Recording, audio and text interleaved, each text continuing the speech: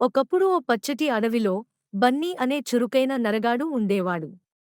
అతనికి పండ్లు తినడం, గాల్లోకి ఎగిరే ముద్దుబొమ్మలు చూడడం చాలా ఇష్టం. ఒకరోజు బన్నీ మామిడి తోటవైపు వెళ్తున్నాడు.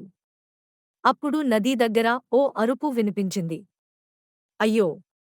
ఎవరైనా సహాయం చేయండి! బన్నీ పరుగెత్తి వెళ్ళాడు. చూస్తే ఓ చిన్నపిల్ల మొసలి, పేరు మిన్నీ, నదిలో మట్టి కింద పడిపోయింది. ఆమె తల్లిదండ్రులు లేరని తెలియగా బన్నీ వెంటనే పొడవాటి చెట్టు కొమ్మ తీసి నీటిలోకి వదిలాడు. మిన్నీ దానిని పట్టుకుని బయటికి వచ్చింది. అమ్మో! మొసలంటే అందరూ భయపడతారు. కాని బన్నీ మాత్రం దయతో, ధైర్యంగా వ్యవహరించాడు. మిన్నీ తలవంచి అంది, నన్ను కాపాడినందుకు నీకు ఏదైనా చేయాలనుంది. బన్నీ నవ్వుతూ అన్నాడు, నన్ను ఏమీ చేయకపోయినా చలించదు. నీకు ఓ మంచి స్నేహితుడిని కలిపితే చాలునా? అప్పటినుండి బన్నీ, మిన్నీ బంధం గట్టిగా పెరిగింది. కాని ఇతర జంతువులు మాత్రం భయంతో మిన్ని దగ్గరకు రావడం మానేశారు. ఒకరోజు అడవిలో పెద్ద అగ్ని ప్రమాదం జరిగింది.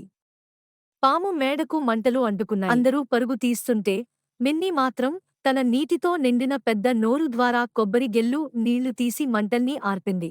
ఆపద సమయంలో మిన్ని సాహసం చూసి జంతువులంతా సిగ్గుపడ్డారు.